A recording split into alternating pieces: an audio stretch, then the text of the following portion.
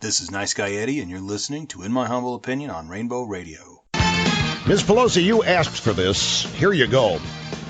Adolf Hitler, like Barack Obama, also ruled by dictate.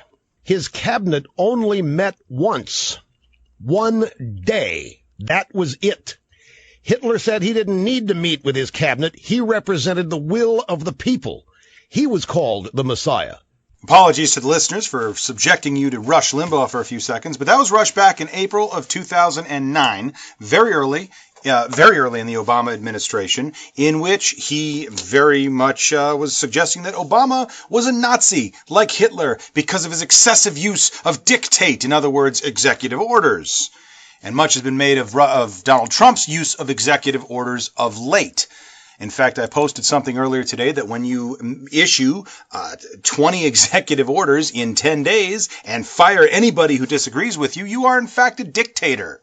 And that seems to be common sense, but some people had problems with that. And by some people, of course, I mean my resident curmudgeon, Sally Broderick. Sally, my hat's off to you. I am gonna. This is specifically for you, but I want everyone to listen to this because I think she brings up a lot of good points. This is why I do actually enjoy having her comment on my page, because she does bring up an alternative view from I think a very reasonable and principled perspective.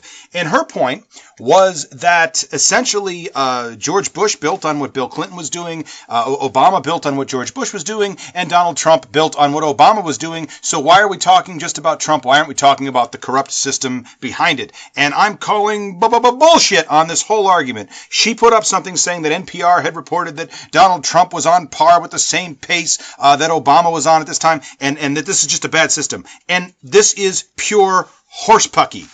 Okay, here are the numbers, folks. I want to give you a little bit of historical perspective on the use of executive order. Because, yes, I think to be fair, you might think that somebody who's issuing a lot of executive orders, for example, would, that would be kind of like a dictator. You know, laws getting passed, not going through Congress.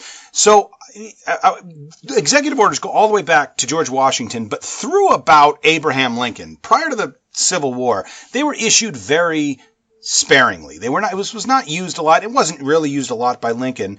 In fact, you have to almost go all the way up to Theodore Roosevelt before you get somebody who is issuing executive orders on anything close to what we see nowadays.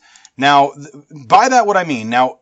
Barack Obama, he issued, and I'm going to come back to this number in a few minutes, but he issued in his 8 years in office, that's 2,922 days, he issued precisely 276 executive orders.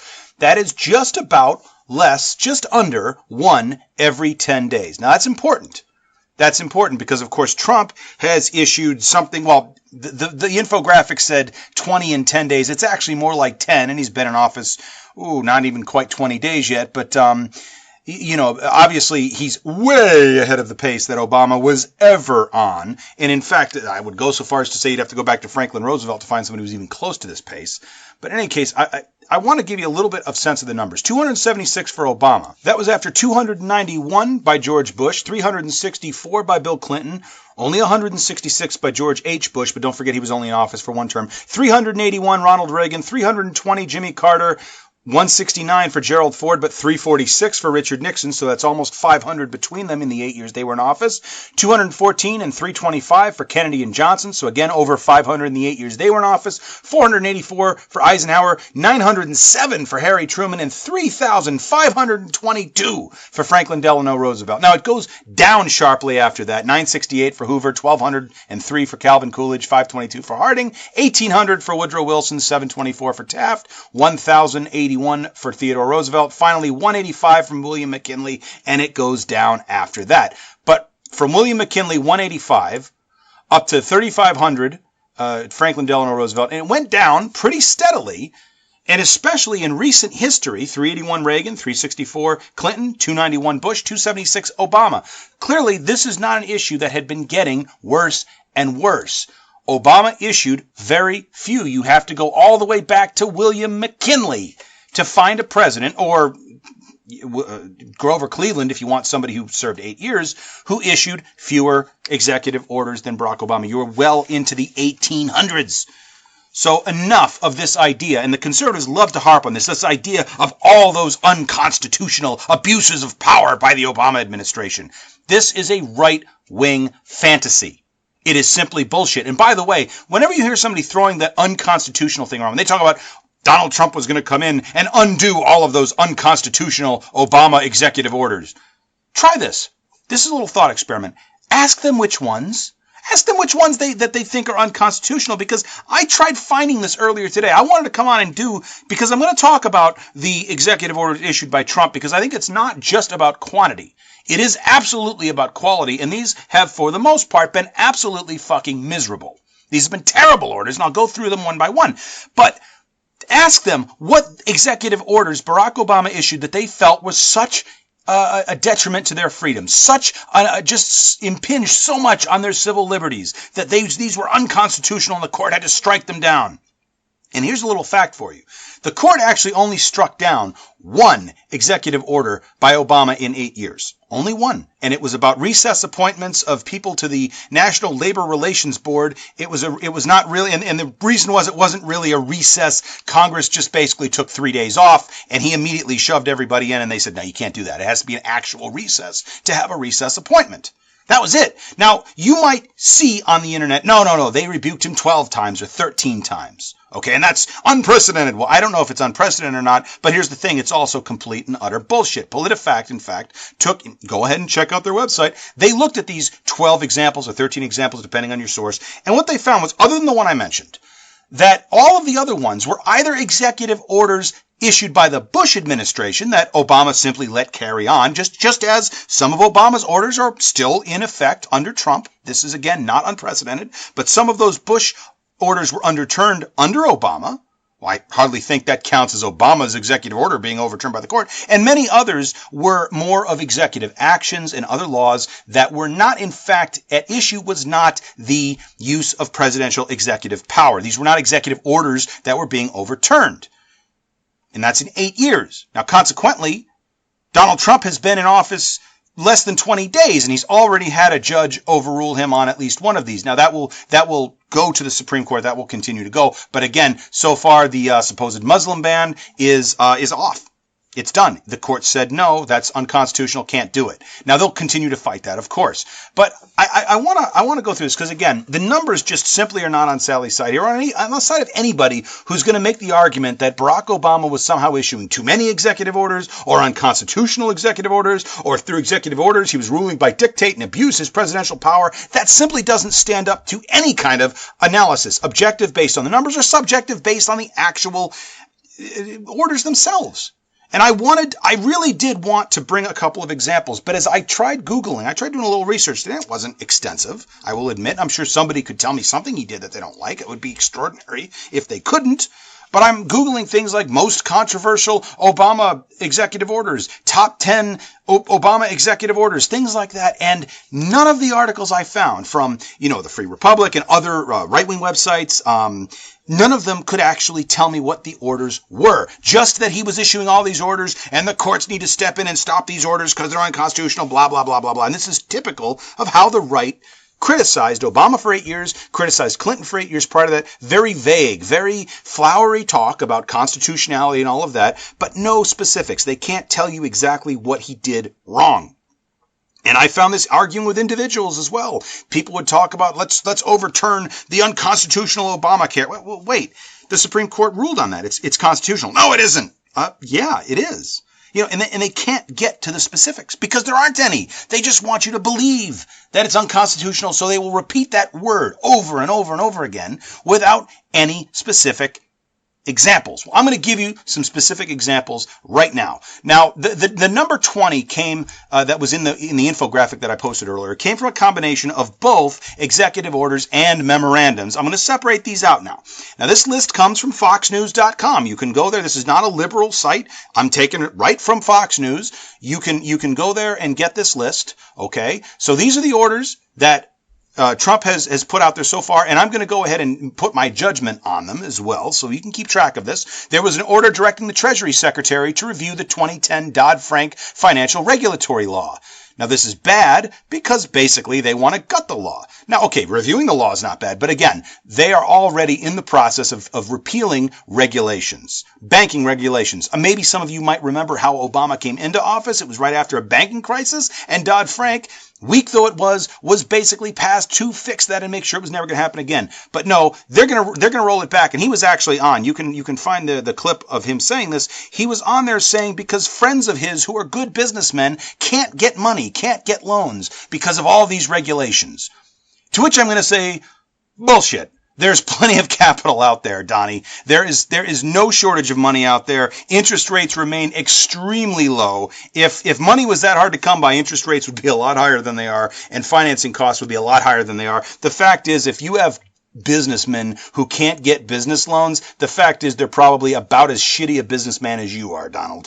Another executive order instructing agencies that whenever they introduce a regulation, they must abolish two others. I say this is bad because not all regulations are bad. In fact, generally speaking, and again, this goes back to my arguing with conservatives and my looking at the kinds of propaganda that they put out, I generally find when they say, here are 20 examples of really dumb laws, on average, I will find 18 to 19 of those will be utter bullshit. They will be absolutely misrepresented or they just simply don't exist. And this is how they operate. They lie with every breath they draw. And 90%, not 100%, I'm not going to say that there are no bad regulations out there because the last time I did this, and it was a couple years ago, I had 20 of these, and I think one of them was like, yeah, okay, that kind of makes sense, and another one was, I was just like, oh, this is a dumb law. I can't get behind. This is idiotic. But again, this was out of 20. There were only 2. And this 90% ratio is, I find this is pretty much how they argue on this stuff. So I'm going to say no. If you want to repeal 2 regulations in order to do anything, this is moving in the wrong direction. We have problems, and he's basically saying if the government's going to do one thing, it has to do twice as much less. That's not the way we're going to solve these issues.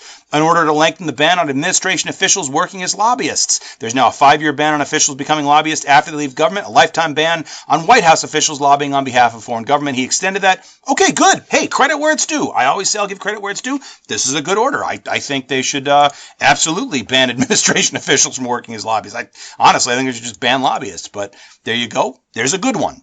An executive order imposing a 120-day suspension of the refugee program and a 90-day ban on travel to the U.S. from citizens of several terror hotspots, Iraq, Iran, Syria, Libya, Yemen, Somalia, and Sudan. We talked about this last week. And Fox News calls it a Muslim ban, a 90-day ban, even though Kellyanne Conway and Sean Spicer insist it's not a ban, even though Donald Trump himself actually described it as a ban. This is not only bad, this has already been ruled unconstitutional. Now, again, by a low-level circuit judge, this will be appealed. This will go to the Supreme Court. Its ultimate unconstitutionality will eventually be determined in a permanent sense. But here, again, he's not in office 2 weeks, and he's already had a court overrule one of his orders. 2 multi-pronged orders on border security and immigration enforcement, including the authorization of a U.S.-Mexico border wall, the stripping of federal grant money to sanctuary cities, hiring 5,000 more Border Patrol agents, ending the catch-and-release policies for illegal immigrants, and reinstating local and state immigration enforcement partnerships. This is bad.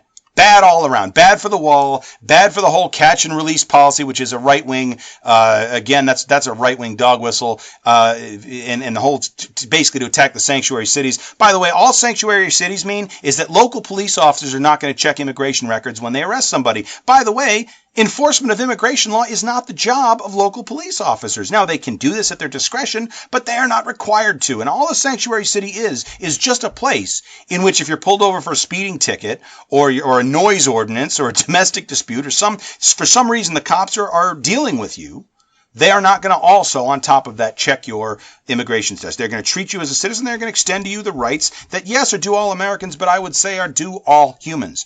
Ending this is bad, bad, bad. 2 orders reviving the Keystone XL pipeline and the Dakota Access pipelines. These both one was killed and one was delayed by Obama, but Trump's going to have these back in. Also signed 3 other related orders that would expedite the environmental permitting process for infrastructure projects related to these pipelines, direct the Commerce Department to streamline the manufacturing permit process, and give the Commerce Department 180 days to maximize the use of U.S. steel in the pipeline.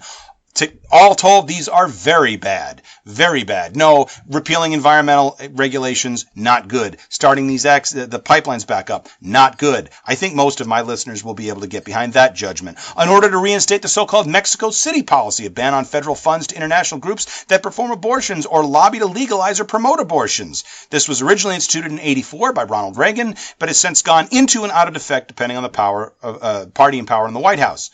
Bad. Again, bad. You're basically going to say, look, you can't give information about abortion if you want to receive our funding?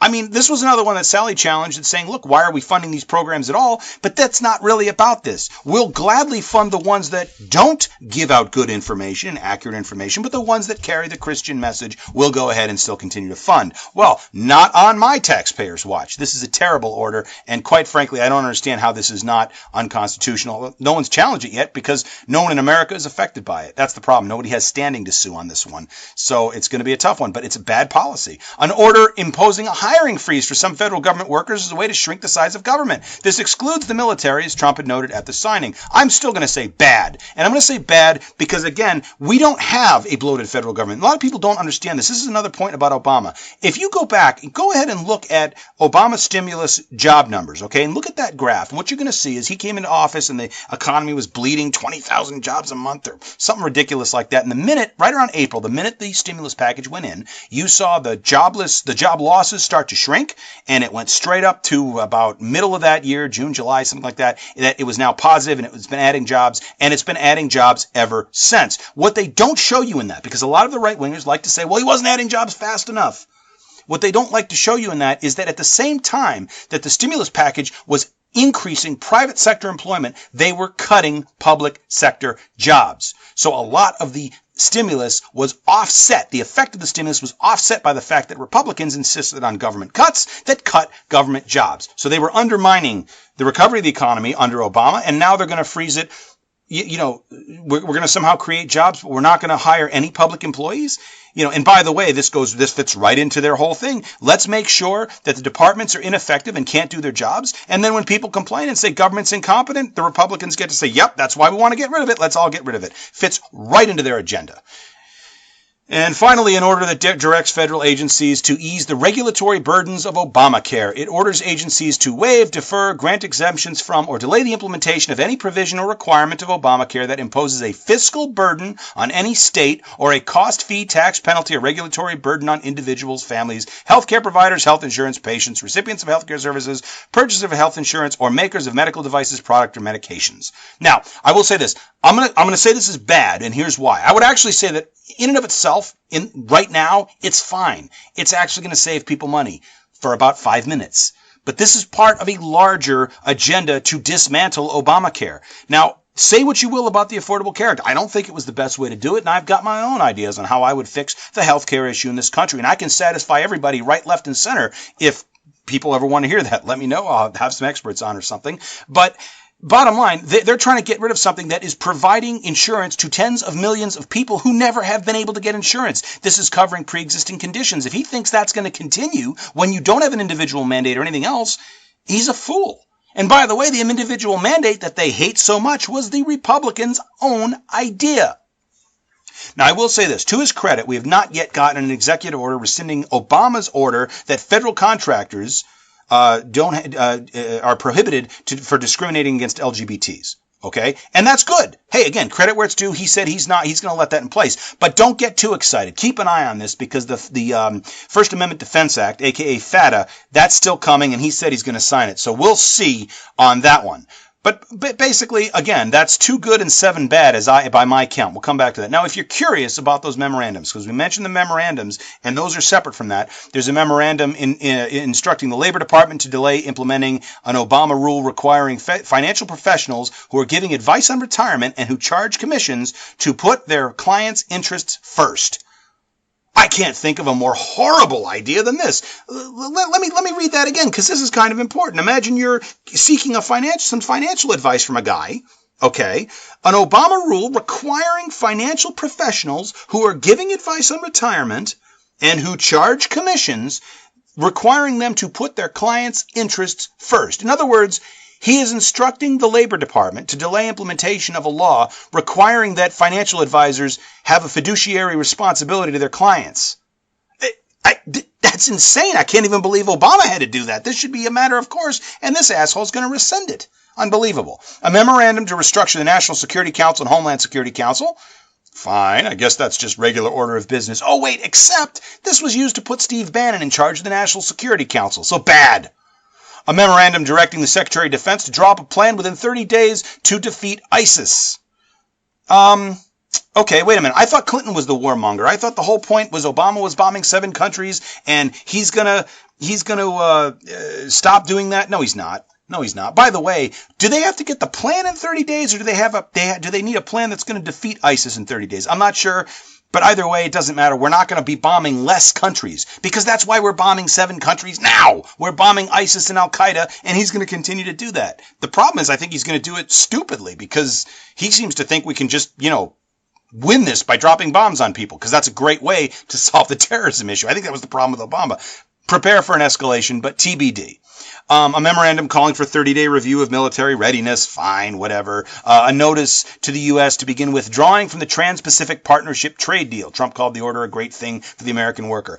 Yeah, good. I suppose a lot of my listeners will think it's good. I'm going to say TBD, because the fact is, while I have serious problems with these trade deals, they're very specific in nature, and I'm not sure that simply not having a trade deal among Pacific nations is going to necessarily be good in the long run. Because remember, China was not part of this. This created a zone that was meant to compete with China. All right. Now, I don't consider myself a globalist. I don't consider myself a protectionist. I don't believe in isms. I believe in looking at ideas objectively. And I'm generally against these deals for very specific reasons, but not because of any automatic anti-globalism, I should say. TBD if this is going to be good. But let's do the tally here. There were 9 executive orders, 8 of them bad, 1 good. There were 5 memorandums, 1 good, maybe, 2 mundane, sort of, and 1 that seemed mundane but put Bannon in charge of the NSC, and 1 was absolutely horrible. Now, overall, if I've done my math correctly, that was 2 good, 3 mundane, and 9 awful. Now, that's an F by any grading scale in any classroom, in any school system in the world. And remember, this is compared to basically to only 1 executive order every 10 days under Obama. Only 1 executive order specifically was overturned by the Supreme Court. And even if the critics' claims of 13 were accurate, that's still a minuscule number. Okay, so when we're talking about an abuse of executive power, you know what? Trump is not consulting Congress on any of this stuff. He's simply doing it. And this is not the regular order of business of the government. Fine, reviewing the readiness of the military, that falls under doing the business of the government. But banning Muslims, okay, and that's what this is, banning Muslims, saying we can't have any regulations done by Congress, by the way, putting the Keystone and Dakota access lines back in. I mean, again, this is private enterprise. This is the standard environmental reviews that he is circumventing. So this is not the mundane order of business, and this is not giving anybody freedom or liberty or anything. If anything, he is moving to strike that back. So I hope in that 20-minute roughly presentation about that it's very clear here. When we talk about a dictator, when we talk about Nazis, we're talking about Trump, we're talking about Bannon, we have a point. Okay, was Obama perfect? No. Was Hillary Clinton perfect? Absolutely not. Is the system generally even good? No, there's a lot wrong with it. Okay, but the argument that Trump is not doing something out of the ordinary, or that somehow his actions don't stand out, you know what? That simply doesn't hold water. And I certainly hope that people are getting that. Now, there's one of the other points about focusing on Trump, and I think this is legitimate. Sally brought this up. Others have also brought this up. We can't focus entirely on Trump. We have to look at the actions of agencies and the actions of Congress. And these get lost in all of this focus on Trump. I agree with this entirely. And we're going to take a short musical break, but we're going to come back with the guest who is doing something and helping other people do something about addressing those actions being made by Congress. So stay with us, and we'll see you on the other. You might hear on the podcast Clothespins and Hand Grenades. I'm joined by one of the co-hosts of that podcast tonight, Kelci Crawford. Kelci, welcome to the program. Well, thank you very much for having me tonight. So this is funny because about, I don't know, it was 2 or 3 months ago, just after the election, you, me, and about 4 or 5 mutual friends were all sitting on a conference call because somebody had the idea that they wanted to do something. I want to do something. I said, well, I know some other people who might want to do something. And it was a very chaotic conversation. Afterwards, I asked one of the other participants, like, so what'd you think? And she was like, herding cats. This is disaster. This isn't going anywhere. But yeah. one of us, well, okay, we all did our thing. I went back to my show. Some of them went back to the comics, but you walked out of that meeting and you did 2 things that you hadn't been doing before. You established two podcasts. One of them, as I mentioned, was Clothespins and Hand Grenades. Tell us a little bit about that. Okay, Clothespins and Hand Grenades was the original project that I had in mind. And I spoke with my buddy Sean about it because of the two of us, he has the most radio experience. He currently runs a metal program at the college campus that we both went to. So I went to him and I was like, hey, I want to do this punk radio show, but I know nothing about doing a radio show. Can you help me out on it? And he was like, yeah, totally. I'd love to do a punk show. And we both came to the conclusion that we wanted to do it more as an online podcast type show. Part of the inspiration behind it was I actually watched an episode of The Good Stuff, which is a great YouTube show, by the way. And one of the episodes talked about pirate radio, which you might know a thing or two about. I don't know. I know nothing. Yes. No, but pirate radio, it has a presence in Chicago, and one of the things that pirate radio can do is it can be a way for communities to band together to take action and get shit done. Right. And I wanted to do something kind of like that. And there's a segment of that in the punk show, Clothespins and Hand Grenades, because the way that the show is set up is that we play punk music. Sean and I will go back and forth. Like, he'll play a song, I'll play a song. Right. He'll play a song, I'll play a song. And then towards the end of it, we have the section where we rant. And we rant for like a minute and a half without interrupting each other. And it can be just about on anything. And then once the rant section is over, then I have like 2 minutes to talk about any new political updates, mostly congressional news. Right. Like congressional or gubernatorial. And this, of course, dovetails into the other project, which I want to get to in a second, but I want to stay on Clothespins and Hand Grenades for a couple more minutes, and that's, of course, Extra Clothespins. Yes, Extra Clothespins. Funny story.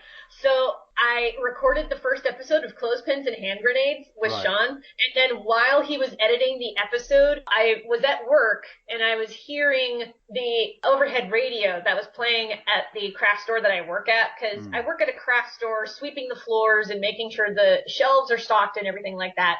And occasionally my manager will play the local news station. Sure. And I was listening to it, and I was like, you know what? They're talking way too much about Trump and not enough about what Congress is actually doing. Right. And then that was where I came up with the idea of doing my own kind of radio show talking about congressional news. Yes. And I decided to call it Extra Clothespins because of Clothespins and Hand Grenades. Right. And I'm like, oh, these will be extra clothespins. Why not? Absolutely. And I want to talk about that because that was, of course, I mean, the punk show is great. Don't get me wrong, but the extra clothespins was really, like, when I heard that, mind blown. But first on the punk show, it's interesting because you talk about the ranting, you talk about the political stuff at the end, but punk music, of course, has a very long history as being essentially the quintessential anti-establishment music. I mean, people might think of the 1960s protest songs, Bob Dylan and company, but punk music has been anti-establishment from its core, from day one through to present day. And I wonder if the relevance of that was, because I know you've been talking about that before, because you reached out to me as well about how I do my show. So I know this has been kicking around for a while. I wonder if that took more particular relevance with, of course, the outcome of the election and how things have been playing out since. Yeah, I will say that I was feeling the punk flavorings before the election results came through, and then after the election results came through, I was like, you know what, fuck it, punk needs to make a resurgence. Because, like, up to that point, I was listening to a lot of punk songs, especially the ones by the Dead Kennedys, and I was like, you know, these could really just be put into a modern-day context, and there would be no change to the lyrics whatsoever. Right. Yeah, like, the Dead Kennedys has a song called Kill the Poor, which is exceptionally relevant today as it was back in the 1970s when it was written. What? Come on. Who's killing the poor? Who's killing the poor now? Come on. Let's not exaggerate the issue here. Yes. But don't you know it's the refugees? Are we great yet? I just want to know. Are we great yet? I mean, it's going to be a long 4 years if we're not great yet. I don't know. I keep asking that. So with this now, you talk about making a resurgence. What is the time period that most of this stuff's coming from? Is it mostly the classic stuff, early 70s, or is it like a mix spanning several decades, or where do you guys focus in terms of time period? We got a good mix. Sean tends to pull a lot more from the classic hardcore scene, like the 70s and the 80s, and I pull a lot from sometimes like the 80s, but mostly like the 90s into the present day, because there are punk songs being made in the present day. And next episode, I would like to bring more awareness to bands like Andy Warpigs, who is amazing. He's based out in Phoenix, and I had the pleasure of meeting him out at Phoenix Comic Con one year, and he is a delightful human being, and he writes adorable punk songs. It's like I want to bring more awareness for punk bands like that, like Andy Warpigs or Sad Kid, or I don't think Andrew Jackson Jihad is anything new, but I remember Andy Warpigs recommending that band to me, and I checked them out, and they're a unique flavor of what the fuck. Which again, almost anything fits in. So between the two of you, then, you guys, when you're alternating songs and whatnot, listeners are getting a pretty good mix of old and new then. Oh, yeah. Oh, yeah. Like, Sean will play a song from Henry Rollins' first band, and then I'll follow it up with this song that was released in, like, the early 2000s that was part of a punk cover album. Or, like, there's one band that I loosely follow called Driftless Pony Club that I'll occasionally also plug. So what's your favorite? What's your go-to band, then, overall? I would say, to introduce people to punk, the Dead Kennedys. Because that was my first band. Okay. Yeah. It really depends on the person, though, because if the person listens to more, like, pop music than anything else, then I'd recommend something more easily accessible, like Blink-182. They're pop punk. Pop punk? That almost sounds like a contradiction. It kind of does, but pop punk was a thing. Like, the bands that, like, a lot of people are like, oh, that's so Hot Topic. That's a lot of pop punk. Right. That's so Hot Topic. So now it might be somewhat obvious, but I guess maybe for the more dim-witted among us, you could fill in the a little bit on the symbolism here of clothespins and hand grenades. Why that name? What made you fall on that one? Oh, Sean and I talked for like a half hour to an hour trying to think of a name for this podcast, and we were just shooting the shit for that length of time, and one of the names that popped up was clothespins and hand grenades, and that stuck with us the most because clothespins are often used for pinning on patches and shit onto like punk jackets and for stitching together jeans whenever you don't know how to sew. Right. Because punk is a very do-it-yourself aesthetic, and do-it-yourself relies on a lot of simplicity, and clothespins are really simple. Right. And then, of course, there's the very recent symbolism with the safety pins as sort of a bit of a rebellion against, well, some of the things that Mr. Trump might be doing or that his followers might be interested in. Yeah, actually, interesting story behind that. So I was talking with somebody that I go to church with, because I go to the Universalist Unitarian Church, which is the church for all of the non-Christians. And when I was basically there are Christians that are there, but it's also a lot of, like, atheists and pagans and Buddhists and Taoists and, like, pretty much anybody looking for a more liberal religion that actually aims to... Did you say Universalist Life Church? Well, Universalist Life Church is a part of Universalist Unitarianism, but... Okay. Because I'm actually a minister in the Universalist Life Church. Hey, what do you know? Me too. Small freaking world. So is Ian McKellen and quite a few other famous people. But yeah. Oh my gosh. Small world. Oh my god, what a world, what a world. Oh my god, that's amazing. Okay, so I was talking with somebody at church because he came up to me while I was organizing the church library, because the church library has a lot of books on, like, how to organize nonprofit organizations or how to organize to protest or like biographies of famous social justice figures. Right. And I was sorting through the books for that, and one of the church members, Jeff, comes up to me and he's like, can you tell me the significance of the safety pins? And I explained it to him. I was like, yeah, it's supposed to be like a symbol of safety. Like if somebody, like a minority or somebody who's been bullied sees a safety pin, it's like, I am a safe person to come to if you need help or anything like that. And he was like, okay, because he started a protest group for women to organize in the local area, and he was coming up with a logo for the group. Right. And when he pitched it to the other co-founders of the group, one of the co-founders was like, you should make the O into a safety pin. And he was like, what? Why? Yeah, if you didn't know the symbolism, it'd be like, that's not even going to look like an O. That's a weird choice. What am I supposed? Yeah. Okay. Well, the way the logo was designed was that all of the letters were elongated so that they were taller than they were wide. Gotcha. So gotcha. The O could look like a safety pin if you added the right. But he didn't know the symbolism of it. That's correct. And unfortunately, of course, just like they do with everything, the alt-right has appropriated that and just tried to make it one of their own thing, to make it into something bad, because God forbid we can all just pick sides and go at each other. Got to be confusing about everything. Yeah, that's kind of why I wasn't jumping on board with the safety pin thing when it first emerged, because I was like, I can see somebody appropriating that and making it into something it's not supposed to be. Yep, and it didn't take long. Although I don't think it's stuck. I think most people still recognize it for its initial meaning, but it didn't. Yeah, they did make the attempt. Yeah. Well, I mean, the alt-right. Okay. I'm not going to call them the alt-right. I'm just going to call them Nazis. Yeah, the Nazis. I'm not politically correct here. Absolutely. So the thing is that Nazis can't come up with their own symbols, so they have to appropriate other ones. What, are you suggesting that the swastika was not originally a Nazi symbol? It wasn't. Yeah. Yes. Exactly. Very good point. So now, okay, now on the flip side of that title, the hand grenades, is that just a fuck you, or was there any reason it was hand grenades as opposed to something else, or is that just the anarchy Molotov cocktail kind of imagery there?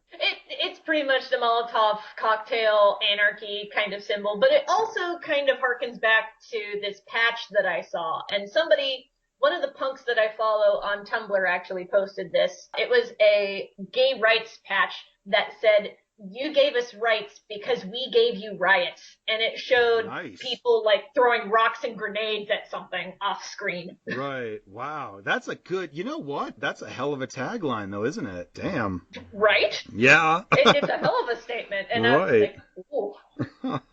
Now, I've also, as you were saying that you guys were kicking this around, I wrote a note here, names rejected. I'm kind of curious if there were any particularly memorable ones that you guys were like, no, we're throwing that out. That won't work. Oh God, I cannot remember. I had a handful of them written down of the best ones, but I can't remember what they are for the life of me anymore. Okay. And then as mentioned earlier, this does dovetail into another podcast. Well, the other half of this podcast project, which is Extra Clothespins, in which, I mean, it's amazing. You tell people what to get pissed about, who's causing it, who they need to call, what the number they need to call is, and where they need to go for more information. And you do that 5 or 6 times, boom, boom, boom, and it's like, holy shit, I can actually do something. I can make a difference. Here's all the information in one place. That is wild. Tell me how this comes about. What's the creative genesis here, and how did you get it down to that kind of science right from episode 1? Well, for the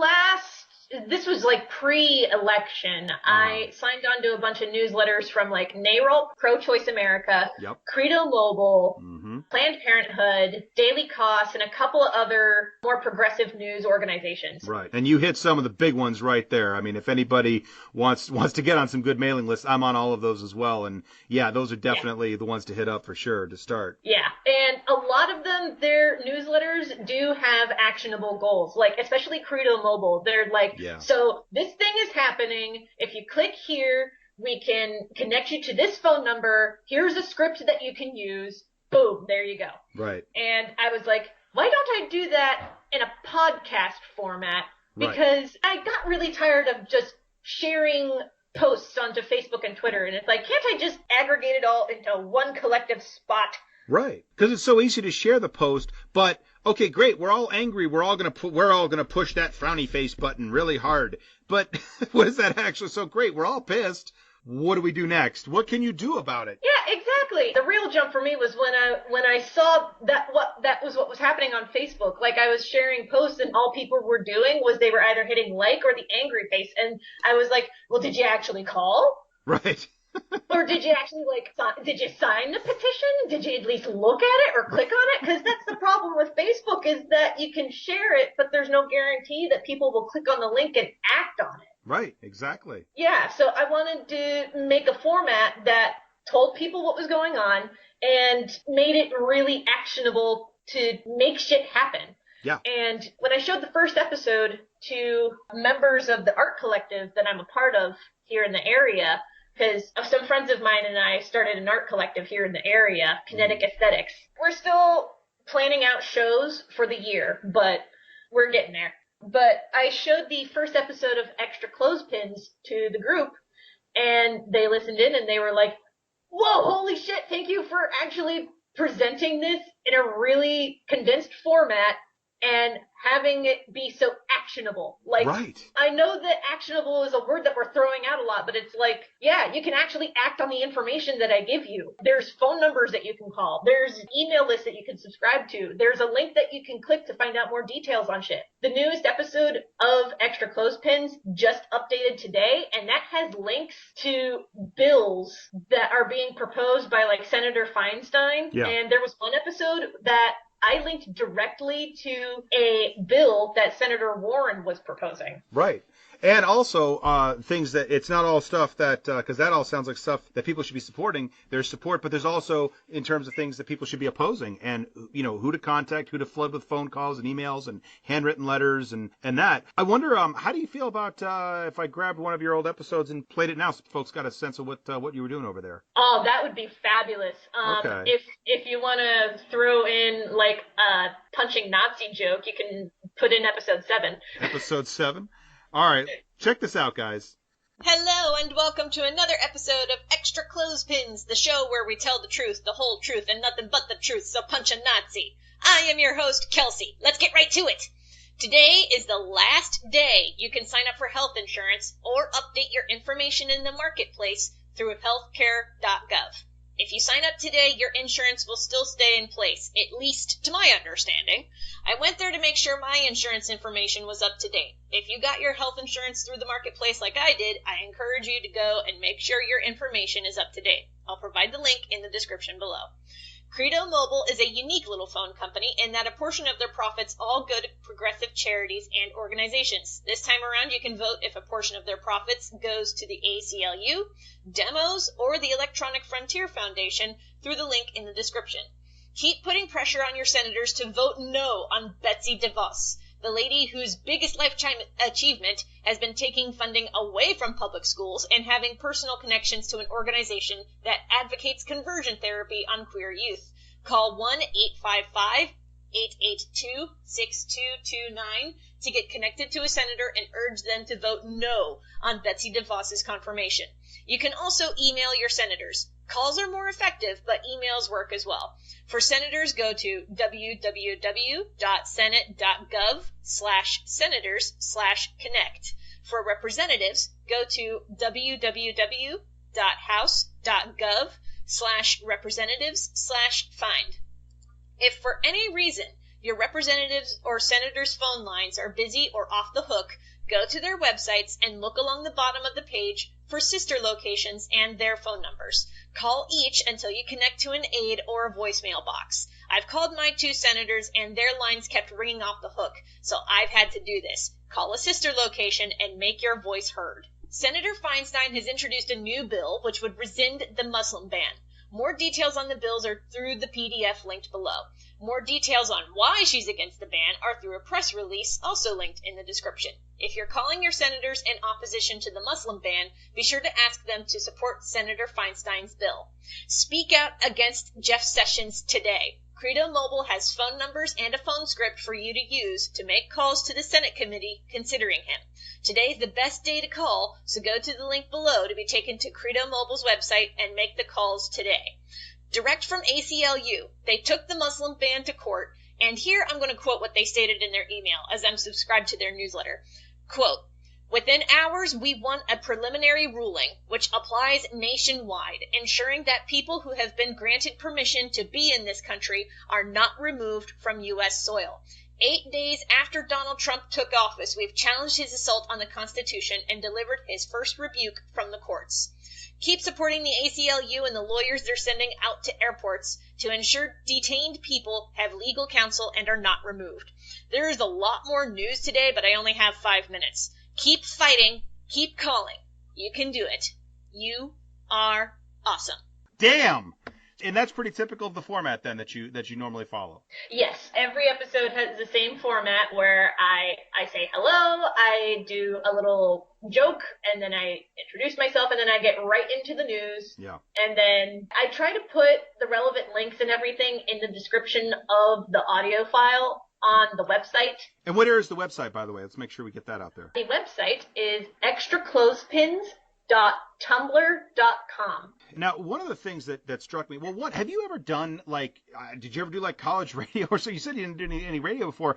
You pulled off the newscaster shtick pretty damn well there. I was like, that was the first thing. I was just like, holy crap! You've never done that before? There was one radio show, like I appeared only once on the radio with my buddy Sean when he was running the metal show. Like he invited me for one day to speak on there for like 2 hours, but that's about it. Wow. And did you have any help in terms of how to I mean, other than the you mentioned the public radio, you mentioned some of the newsletters, but I mean, like what kind of work goes into creating this script and making sure, we've got all this information in this concise, organized manner? Like how much preparation goes into that? How easy was that for you to do, again, the first time you tried pulling that together? Oof, okay. Well, first day that I ever put the script together, it took me like an hour to make sure that all of my sources were legit, that the phone numbers worked, and that... Oh my goodness, shush. Sorry, it's my cat. Hello. So what, you actually have legit sources? You don't just throw shit out there and just like hope nobody's going to call you on it, huh? I mean, you can get a guy elected president doing that. Come on, isn't that where all the power is? I don't know, man. Those are just alternative facts. Alternative facts, yes.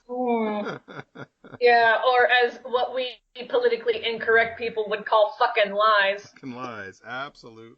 But they did get a guy elected president. I mean, now, the other thing, and I got to ask you about this too, because an hour to do the script, guys. So come on, if she can write this for an hour to give you a 5-minute show, go and listen to it. It will not take much of your time. You're going to get a ton of information, and you can act on it. If you want to feel like you're making a difference, if you want to actually make a difference, go check this out. Now I got to ask you about one other stylistic point. We've talked a couple of times. I won't go so far. I won't be so presumptuous as to say that I know you, but we've talked a few times. You are, let's put this politically correctly, you are a high-energy individual. Aw. I love how you say that it's like that this is a politically correct statement. What's the politically incorrect statement? Wait, we won't go there. Well, no, I'm just saying, if you could distill 1% of what keeps you going, you could probably use it to, like, power Rhode Island for the next 10 years with green energy. But probably. So I mean, and I guess this is distilled down. Take all of that, and this is distilled down to this intense 5-minute, on average, I'm going to guess it was about that. It seemed just burst of. It's a very dense 5 minutes of information, and it's just, I guess there's no question here. I guess just hats off to you, because I mean, it's just like to boil all that down to that, that very dense 5 minutes of boom, here it is. This is what you should be pissed about. Here's who's doing it. Here, it's wow. I wanted to keep it short too because I got really tired of getting sucked in for like hours at a time into political news or getting sucked into articles about things. Right. And it's like, I just want to be able to condense everything down into short little sizable chunks to get the best information and make sure that everybody else gets that information. Right. And I didn't want to take up everybody's time. And I know that the typical podcast format is like hour-long bursts, but I didn't want to take up like an I have no idea. Long... Nobody I know does anything like that. No. I don't know. Like, But that's kind of the trend. It's like an hour-long podcast, and that's all well and good, especially for like interviews and stuff. But when it comes to news, you really want to have a shorter, condensed version of that, rather than somebody talking about the news for an hour. Because after about 10 minutes, it gets really draining. If that. I mean, we live in a culture where one of the most popular social media platforms limits you to 148 characters. I'm like, I can't even say anything relevant in under 148 words. Characters? Are you kidding me? And so obviously the soundbite culture that we live in, and this is why the media is so useless and has to dumb everything down and simplify everything. And yet, and this is I think the real achievement here is that you've managed to condense it down without dumbing it down. That there's no fluff. It's like, here you go. Go make the world a better place. Do your part. So, thank you. I appreciate that. I don't want to dumb it down for people. I want to tell it straight. This is a crisis, and these are a lot of crises that are coming in our direction. But you can, in fact, act on it and make a positive change, or at least take a step towards a positive change. I mean, look at Betsy DeVos. Like, I'd rather not. Yeah, I know, right? But her hearings for confirmation were actually delayed because there were enough phone calls and emails from citizens acting on things from Credo Mobile and the National Education Association newsletters, and even just average citizens just calling in to Congress and saying, hey, I am not a fan of this person for these particular reasons, and I think that you should keep drilling her with questions about these issues and see if she's actually qualified. And because profoundly unqualified. So many... Yeah, no, she's not qualified, but... The point is that there were enough everyday people like you and me calling and emailing Congress being like, don't confirm this person right away. They actually listened to us. Right. And I mean, it is a stretch. And I know a lot of people out there will be hearing this and rolling their eyes thinking, well, what are a couple more phone calls going to make? And, oh, wow, we delayed the inevitable, big deal. But that's just it. This is a big system. This is a big country. To make any change at all takes a Herculean effort. And the very fact that you even saw that much of a result is significant. Is she going to be confirmed? Absolutely. But will she be confirmed with an awful lot of statements on record? Okay, it is important. I mean, part of me wants to say if she's confirmed, holy crap, why do we even have these hearings? But part of it is to put them on record. It is to show kind of what the Trump administration is doing, and really to also give the senators a chance to say we either support or are against this as well. And I mean, it might seem symbolic in a lot of people's minds, but this is important. And again, though, I do sympathize with the notion of, God, if Betsy DeVos gets confirmed, and by the time this airs, I'm betting she will have been confirmed. If not, well done, senators. But I'm betting she will, and I bet a lot of people were thinking, why do we even have these hearings? But again, this is the opportunity. And if you don't make that call and you don't send that letter in and you don't get engaged, you really don't have really any standing to be complaining about it, especially when it's in, and you lay out exactly how easy it can be. It's super duper easy. Like the easiest and most effective thing that you can do is to call the senators and representatives. Their phone numbers are really fucking easy to find once you know how to look for them. Right. And that's one thing I try to emphasize too, is how you can find the contact information for the senators and representatives. Right. Like, I'll read out loud the email links to get to like the directory pages, or depending on the senators, I'll actually read out loud their Washington DC phone numbers. Yep. Although I did make this point in episode 7, and probably y'all heard this already, but if their phone numbers are ringing off the hook, or if they've been just shut off, you can actually go to their websites, and there are sister locations listed at the bottoms of their web pages, and you can just call those numbers. I know, and that's just it. You want to have your voice heard. You know what? The well-written and pointed Facebook post is nice, and it is important. I don't want to poo-poo that because, yes, we need to get people riled up. We need to get people engaged and interested, but with, like, as you pointed out, with that interest, where does it go? Exactly, and we got to put that interest in a way that can actually be acted on, and that can actually collectively get together with other voices to make a change. Exactly. And this was something that I actually had a very intense argument with my boyfriend about, because he did not vote in the election. At all. Terrible boyfriend. Very I know. Bad. And before we even started dating, and he was like, "I'm not voting in the election," I was like, Excuse you. And a lot of people will say, oh, the popular vote doesn't matter. Yes, it does. Yes. It totally matters, especially in an instance like this, because it is getting under Trump's skin so bad. Yep. And if he's not willing to let that go, that says a lot about his character. Absolutely. And yeah, the Electoral College did get him in the president's office, but he did not win the popular vote. And that is still important to drill in. Well, we coined a term for that. I think it was a gerrymandate. So it's the gerrymandate. Oh, speaking of gerrymandering, actually, that reminds me, there's a little bit of news from Wisconsin, and I featured this in one of the Extra Clothespins episodes, but I really want to mention it here. Absolutely. Because there is some positive news, actually, on this front. In Wisconsin, there was a federal court that looked at their district lines, and they were like, this is absolutely ridiculous, and this is unconstitutional. You need to redraw these lines and get them in by November 1st. Right. And that was about a week ago. Like, they had declared it unconstitutional in December 2016, and then they elaborated on that result on January 27th. And that was the day that they said, you need to redraw these district lines by November 1st of this year. Right. And now I will speak for the cynics when I say, great, little too late there. But life goes on, and there is another election coming. And if you want to stand a chance of getting good representation, this is the kind of stuff that has to happen. Yes. Exactly. And it's a lot of calling out gerrymandering wherever you see it. Yep. And it's also a lot of keeping in touch with what other kinds of elections are going on. There's also special elections that happen. A lot of people are like, oh, I don't have to vote again until the presidential election. No. Oh, no. If you live in Georgia, there is a special election in spring to determine who will fill in the missing seat in their House of Representatives, because there is a seat in the House of Representatives that's going to be vacant soon. And they need somebody to fill that in, and they're going to have an election in spring to determine who that person's going to be. Right. And there's lots of elections like that. In the beginning part of 2017, if I remember my dates right, it was like from January 1st until the 10th.